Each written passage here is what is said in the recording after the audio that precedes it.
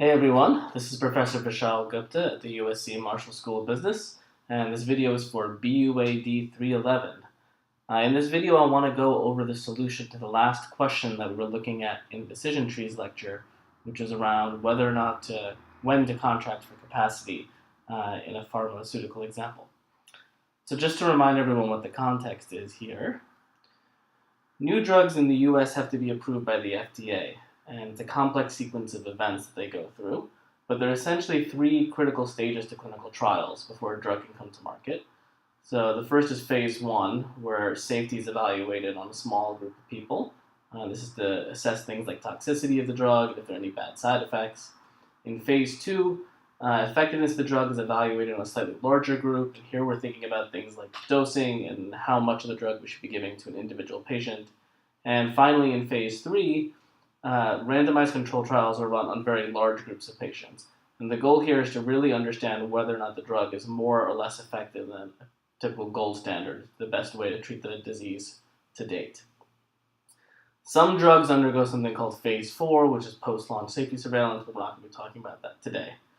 In general, sort of drug development is a really interesting, lucrative, high-impact industry, and pharmaceutical companies actually employ decision trees often when thinking about which drugs in their portfolio to advance up through these various phases, because each of the phases is very, very expensive.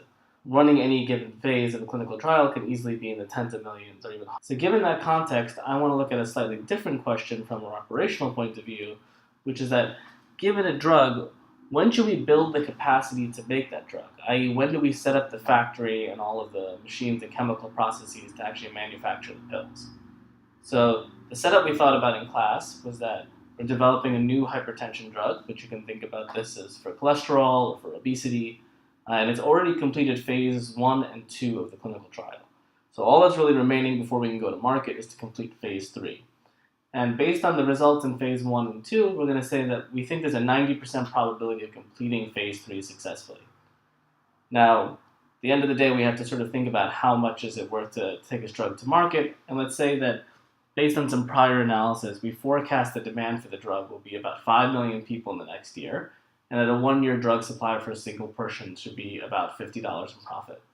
Now, in reality, this is a more complicated question because for many drugs, you take them over in a chronic way year on year, and so you'd like to know how long will these people live and how often will they be taking these drugs, how long before a new competitor comes to market. But to keep things simple, let's just think about the revenue that we're going to earn in the first year.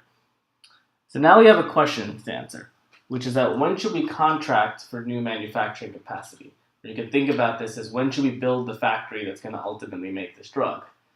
We could start building that factory now, and if we start building it now, we can say that it'll probably cost us something like $150 million.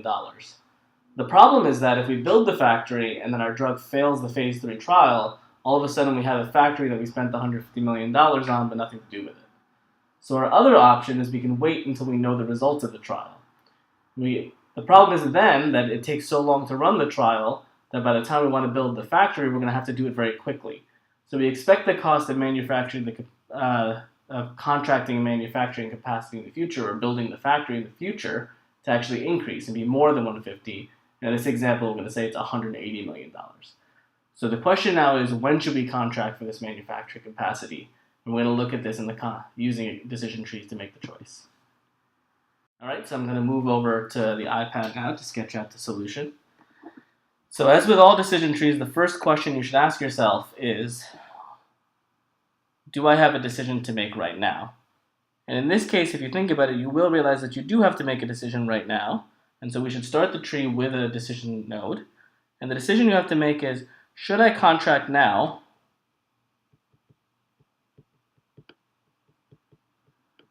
Or should I wait?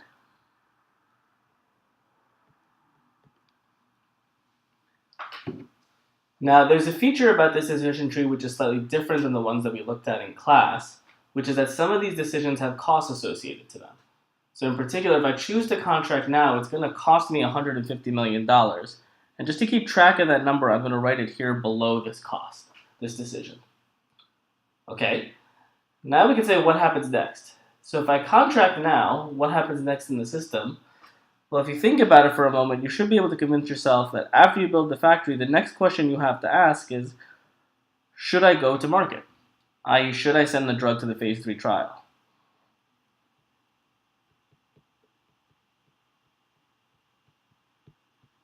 Or should I abandon it? Now, some of you might think this is sort of a silly question to ask after you've already built the factory. Why would you not send the drug to phase 2 trial? But I just want to be super explicit in my decision tree for clarity here.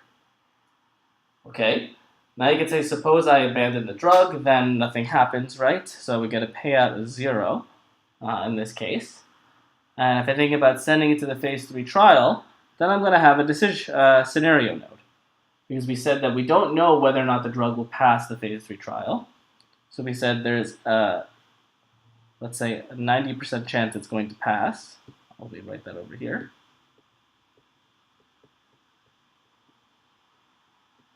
And a 10% chance it'll fail.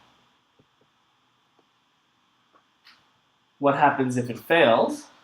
Well, then I'm not going to make any money. I'll go to 0. And what happens if it passes? Well, this is that question about what my future revenue stream will be. And for this simple example, I'm just going to assume that I get that first year revenue, i.e. I'm going to get the $50 per person times the 50 million people, which is going to give me $250 million.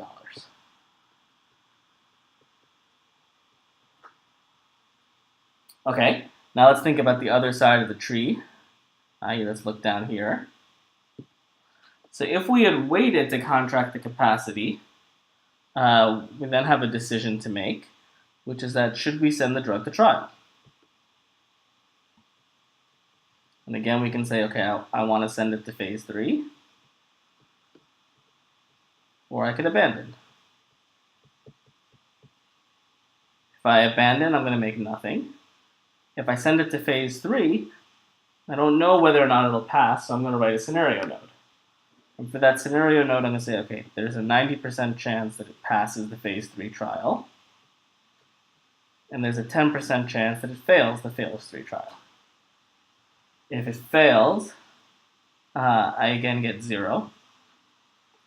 And if it passes, we could think about it for a moment, but now we have another decision to make, which is in principle, should I contract capacity now? Or should I abandon?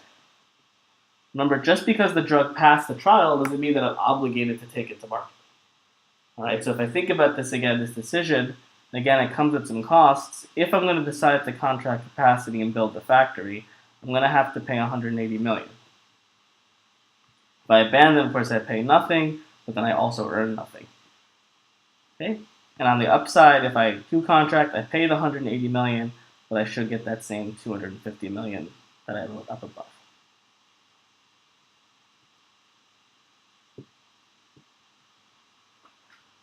Okay, so now this completes the decision tree. This just outlines exactly what all the possibilities that could happen going forward, but it doesn't really get at the fundamental question we asked, which was, should we contract now? So to kind of answer the question about should we contract now, we're going to do the usual thing, and we're going to roll this information back, right? So let's start here at this decision node. If I look at this decision node, I see that I could choose to contract, in which case I'll make 250 minus 180, which is $70 million. But if I choose to abandon, I make nothing. So it seems like the right choice to do here is to contract, and I'll earn my 70 million.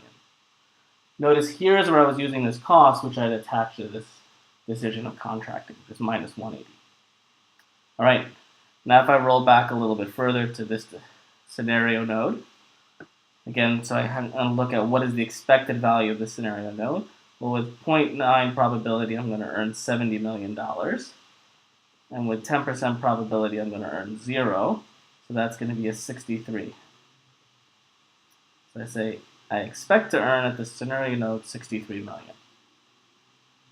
Okay, and now if I look back here to this decision node, one step back further, if I were to send to phase 3, saying that I would earn 63 million, and if I abandon, I would do 0. So I'm going to say that, all right, the choice here is I'm going to send to phase 3, and the value of this node is 63. And now this computes this side of the tree. Now I'm going to go look at the top side of the tree. So let's look at this guy. Here I'm just going to compute the expected value like I usually do. 0.9 times 250 plus 0.1 times 0, which is 225 million. Okay, so the expected value of this node is 225. I then look back at this decision node here, which is my choice to send it to phase 3 or to abandon. Well, I can see that sending it to phase 3 earned me the 225, abandoning earns me 0, so I'm going to choose to send to phase 3, which gets me this 225. Then I'm going to look back all the way to this front node. And now I have to be a little bit careful here. I can see that if I wait, I'm going to earn 63 million, but if I were to contract now, I earn the 225 from up here, but I also earn this minus 150, so contracting is only going to earn me 225 minus 150, which is 75 million. Okay, but looking at these two options, the 75 is still bigger, so I'll choose to contract now. And I'll say that the value here is 75 million. For the greater, just to be super clear, I'm going to write a strategy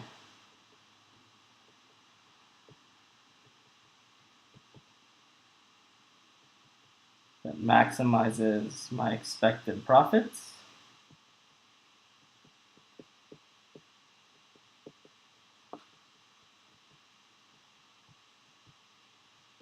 Just to contract now, earning $75 million. Okay, so that was the crux of the example. I do want to take 1 second to talk about this a little bit.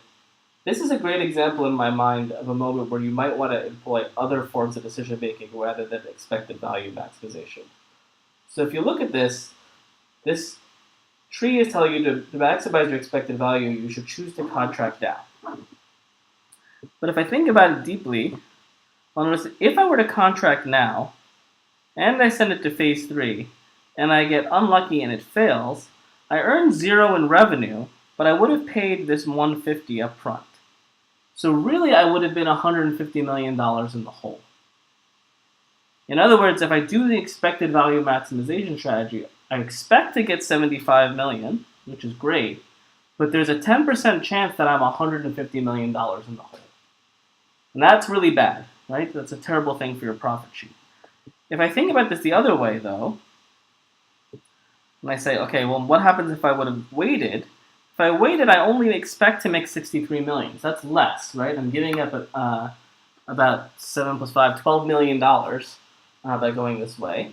But you'll notice that in going this way, I never will have actually paid anything, right? So if I go this way and I send to phase 3 and the drug actually fails, I don't earn anything, but I never paid for contracting. So in the worst case scenario, I'm flat versus being down $150 million. So now this is a question that you can ask yourself in the business context about whether for you as a business it makes sense to risk $150 million, a chance at 10% losing it, in order to earn an extra 12. And that's the kind of thing that decision trees help you do, is to quantify exactly what that trade-off is, so that when you're making this sort of choice in the boardroom, you can talk about it with some specificity. All right, that concludes the example. If you have any questions, please do bring them up in class. Otherwise, I will see you soon. Take care.